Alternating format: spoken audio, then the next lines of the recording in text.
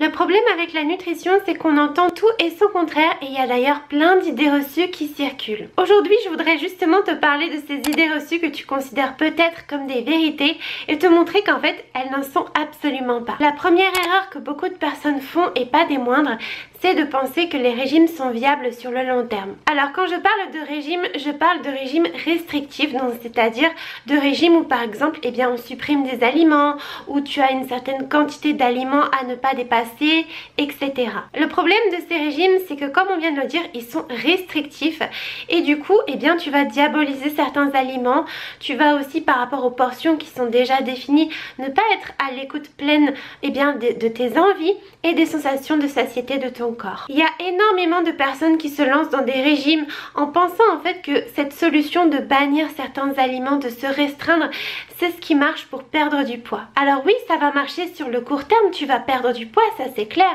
mais tu vas aussi perdre tout ton bien-être et toute ta santé. Et je te parle par expérience parce que justement, si tu ne me connais pas, moi c'est Flamendra et j'ai souffert de troubles du comportement alimentaire pendant 4 ans. Et pendant ces 4 ans, justement, je me suis restreint énormément. Il y avait tellement d'aliments que je ne mangeais plus, comme par exemple des muffins, j'en ai pas mangé pendant 4 ans. Et vraiment, je tiens à te le dire, c'est pas quelque chose qui est viable sur le long terme parce que tôt ou tard, tu vas finir par craquer. Tôt ou tard, tu vas finir par dérailler complètement au niveau du mental. Et surtout, ça va ruiner ta santé physique. Et sincèrement, je pense qu'il n'y a rien de mieux pour créer des troubles et une peur de la nourriture. Donc mon premier conseil, ce serait vraiment d'éviter à tout prix tous ces régimes-là et plutôt de t'orienter vers une alimentation flexible ou de te renseigner sur ce qu'on appelle l'alimentation intuitive. Le mieux, c'est simplement de connaître les grandes bases de la nutrition. T'as pas besoin d'en connaître des tonnes et des tonnes. Et ensuite de rester bien à l'écoute de tes envies et de ton corps. Dis-toi que plus tu vas chercher à contrôler ou mettre certains aliments dans certaines cases, plus ça va devenir compliqué pour toi sur le long terme. La deuxième erreur que beaucoup de personnes font, c'est de penser que le jeûne intermittent fait perdre du poids, ou du moins qu'il est fait pour faire perdre du poids. Le but du jeûne intermittent, c'est de laisser ton système digestif au repos pendant une certaine période, mais ce n'est absolument pas de perdre du poids. Et encore une fois, le jeûne intermittent, il faut le pratiquer de manière flexible. Il ne faut pas que ça devienne une source de stress, que tu te mettes des plages horaires vraiment hyper strictes et que si tu as faim, tu te refuses de manger parce que tu veux respecter ton jeûne intermittent. Là, c'est pas une bonne façon de procéder. L'idéal, c'est vraiment de le pratiquer de façon intuitive. Moi, tu vois, parfois je le fais, c'est-à-dire que le matin, je me réveille et j'ai pas forcément faim. Et en fait, j'attends jusqu'à ce que j'ai faim. Et des fois, j'ai faim que vers midi. Donc, je mange pas avant midi. Mais par contre, si un autre jour, je me réveille à 10h et que j'ai faim, là, je vais décider de manger. Et bien entendu, si tu fais comme moi et que tu ne manges pas le matin, il faudra manger un peu plus le midi et le soir, ou bien te faire une petite collation à 4h pour pouvoir avoir les apports dont tu as besoin, parce que l'idée c'est pas de sauter un repas, c'est vraiment juste de répartir en fait ton énergie d'une façon différente dans la journée. Tu peux tout à fait prendre ou perdre du poids avec le jeûne intermittent, ça va vraiment dépendre des quantités de nourriture que tu manges, de ton hygiène de vie, etc. Mais en soi, c'est pas une formule magique pour perdre du poids comme tu peux le voir très souvent malheureusement. Une autre grande erreur, c'est de penser qu'il existe un régime alimentaire parfait. Et là, quand je parle de régime alimentaire, je parle tu sais, du végétalisme, des régimes paléo, des régimes high carb, low fat, etc. Le problème avec ça, c'est que très souvent les personnes que tu vas voir en vidéo, elles vont prôner leur régime alimentaire comme étant le meilleur.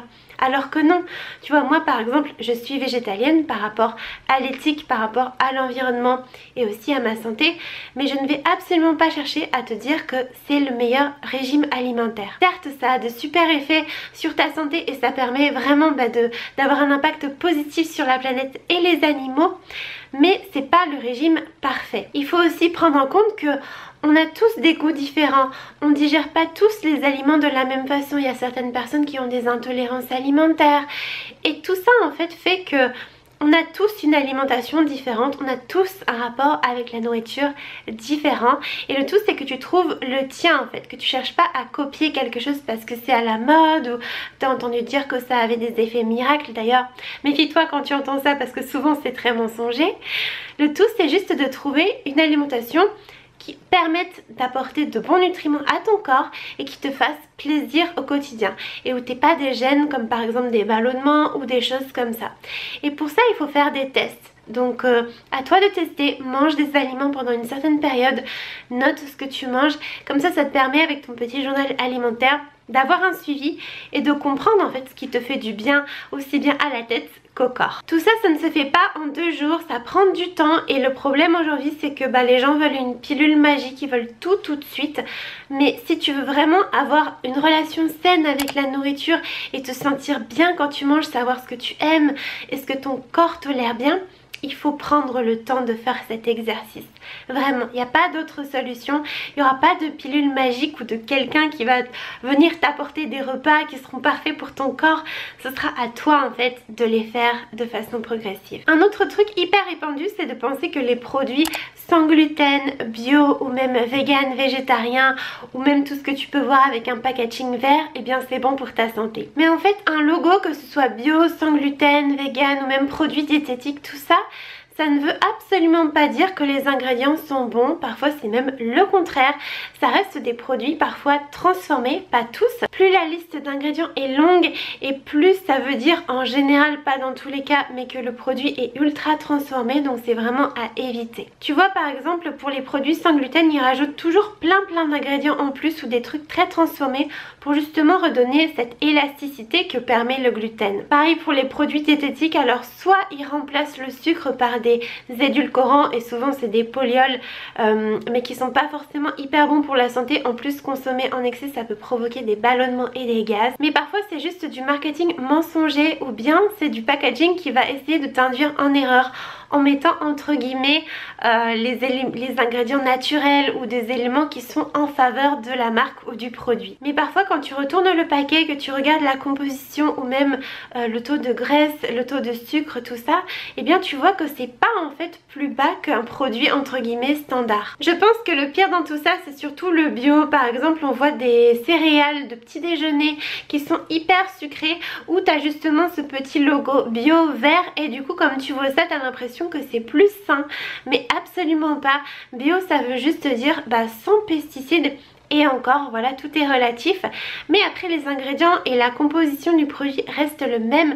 Donc si on est sur des céréales industrielles, ça restera des céréales industrielles hyper sucrées et parfois pas très bonnes pour la santé. Pour les produits végétariens ou véganes, c'est pareil. Les industriels surfent sur la tendance parce qu'ils savent qu'il y a de plus en plus de demandes, qui est une bonne chose, mais encore une fois il y a certains produits qui sont des versions entre guillemets végétales d'autres produits. Je pense par exemple à des nuggets. Voilà, la version végétale n'est pas forcément meilleure pour ta santé qu'une version non végétale. Je suis pas non plus en train de dire qu'il faut bannir ces aliments. Si tu me suis, tu le sais très bien, je suis pour la flexibilité. Je suis juste en train de dire que c'est des aliments plaisir à manger de temps en temps, mais que bien évidemment le mieux ça reste une alimentation brute et que voilà, ce genre d'aliments ça peut dépanner de temps en temps. Donc si tu as envie de ce genre de plat industriel de temps en temps aussi, ça te permet de te dépanner, et bien vas-y, franchement prends-en. Ce sera toujours mieux qu'une version animale, ça c'est clair, mais voilà, il faut bien juste avoir conscience de tout ça. Une autre erreur que j'ai faite pendant des années, c'est de penser que les produits avec le moins de calories, et bien c'était les produits les plus sains. En fait je faisais pas du tout attention à la composition de l'aliment, je regardais juste le nombre de calories et s'il y avait le moins de calories, et bien je prenais ça.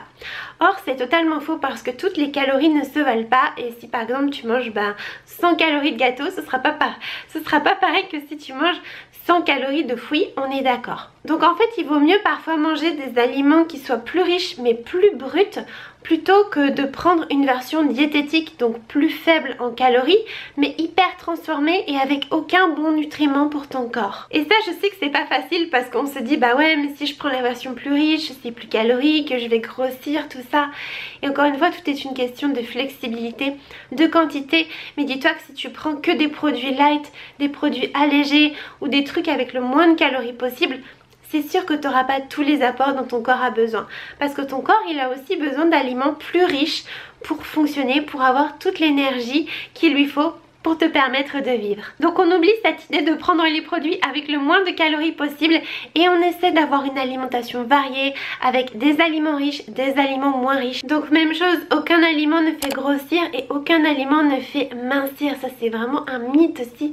Je vois tellement de vidéos avec des titres les aliments pour mincir ou ces aliments à bannir à tout prix. Et c'est ça en fait qui crée encore plus de confusion dans nos esprits. C'est que non, il n'y a pas d'aliments qui font grossir ou mincir. Certes, il y a des aliments plus caloriques et d'autres moins caloriques. Mais le tout, c'est d'avoir un équilibre parce que comme je viens de te le dire, ton corps, il a aussi bien besoin d'aliments riches que d'aliments moins riches. Si tu lui donnes que des aliments trop riches, c'est pas bon. Et si tu lui donnes que des aliments trop pauvres en calories, pas assez riches, c'est pas bon non plus. Donc il faut un petit peu des deux. Et enfin la dernière chose que je voudrais aborder avec toi et qui est hyper importante je pense à l'heure actuelle, c'est que non, tu n'es pas obligé de compter tes calories pour être en bonne santé et pour avoir une alimentation équilibrée. Je vois tellement de personnes qui se reposent à 100% sur les calories, qui font hyper attention à ne pas dépasser un certain total calorique. Et même si effectivement le nombre de calories va avoir un impact sur ta prise ou sur ta perte de poids, ça c'est indéniable, c'est pas l'unique facteur. Mais surtout ça peut te créer beaucoup de stress, beaucoup de culpabilité si jamais tu dépasses ce chiffre. Et ça va te rajouter des chiffres dans ta vie qui sont pas bons en fait. Plus tu as de chiffres, plus tu as de choses comme ça qui sont très en fait strictes, plus tu vas te mettre comme ça des espèces de barrières chiffrées et plus ça va être difficile pour ton mental en fait de lâcher prise, parce que forcément dès que tu vas dépasser ce chiffre que tu te seras toi-même fixé, eh bien tu vas culpabiliser, eh bien tu vas te sentir mal et surtout tu vas t'en vouloir et tu vas pas comprendre pourquoi t'as pas réussi, alors que c'est simplement parce que justement tu auras voulu tout chiffrer et tu n'auras pas laissé cette place au lâcher prise, cette place à la reconnexion à ton corps et à tes sensations de faim et tes envies. Donc oui, compter ses calories, ça peut être un très bon outil pour une période de ta vie, pour t'aider peut-être à te rendre compte si tu manges pas assez ou si tu manges trop. Ça peut être hyper intéressant, surtout quand on n'a aucune base en nutrition. Mais sur le long terme, c'est vraiment pas quelque chose que je te conseille de faire. Ça va te stresser plus qu'autre chose et ça peut potentiellement t'amener à plus de mal-être que de bien-être. Tu sais, nos ancêtres, ils n'avaient pas tous ces trucs connectés, ils savaient pas combien de calories ils mangeaient par jour, etc. Et ça les empêchait pas de vivre, ça les empêchait pas d'avoir une bonne santé. Aujourd'hui, on a tellement tendance à voir ce genre de choses, on a tellement tendance à parler de calories, de toutes ces applications pour compter les calories, etc. que en fait ça en devient une normalité entre guillemets. Mais non, tu peux très bien faire sans et même je dirais que c'est mieux parce que c'est beaucoup plus naturel. N'oublions pas qu'on est des animaux, on n'a pas besoin de tout ça, ce sont des outils à utiliser de temps en temps qui peuvent aider, mais ça ne doit pas faire partie de ton quotidien. Mais la majorité des personnes que j'ai accompagnées ou avec qui je peux parler, eh bien c'est l'inverse. Et moi ça a été mon cas, ça m'a causé plus de troubles qu'autre chose. Mais encore une fois, tout ça c'est très personnel, donc à toi de voir, fais le test et tu verras bien ce qui te convient. Voilà pour ces erreurs, ces idées reçues, j'espère que ça t'aura plu. Si tu vas aller plus loin avec moi, n'hésite pas à rejoindre les membres de ma lettre privée. Donc ma lettre privée, c'est un email que j'envoie très régulièrement avec plein de petits conseils pour bien nourrir ton corps et ton esprit. C'est totalement gratuit, tu peux te désabonner quand tu veux. Donc n'hésite pas, c'est le premier lien en description. Tu rentres ton adresse email, tu reçois mon petit ebook de recettes vegan en cadeau et je t'enverrai des conseils sur l'alimentation, sur le rapport à la nourriture et au corps de temps en temps. Je te remercie d'avoir regardé cette vidéo, n'hésite pas à lui mettre un petit pouce si tu as aimé, à la partager, à t'abonner à ma chaîne pour ne pas manquer les prochaines vidéos. Et moi, je te fais des gros bisous.